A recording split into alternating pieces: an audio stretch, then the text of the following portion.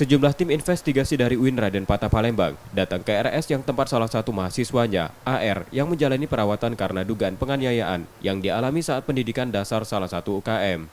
Tim mengumpulkan data dan keterangan dari mahasiswa yang terluka tersebut untuk kemudian melakukan langkah-langkah terkait dugaan penganiayaan tersebut. Pak, masih mencari fakta.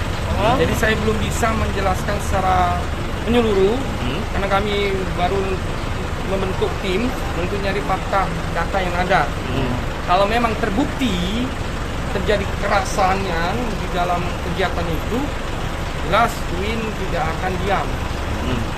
Pemberhentian dan lainnya mungkin akan terjadi. Kita akan lihat rambu normanya karena kita ada kode etik kemahasiswaan, kode etik pelanggaran sudah ada semua. Sebelumnya AR yang mengikuti diksar organisasi kampusnya diduga mengalami dugaan penganiayaan yang dilakukan seniornya. Ia mengalami luka akibat dipukuli. Orang tuanya sempat mengira anak mereka hanya mengalami kekerasan biasa, sehingga sempat akan menempuh jalur damai. Namun setelah visum terdapat luka kekerasan fisik yang tak biasa. Peristiwa terjadi di bumi perkemahan Pramuka Gandus Palembang yang dipicu selisih paham. Yudi Kiswanto, Kompas TV, Palembang, Sumatera Selatan.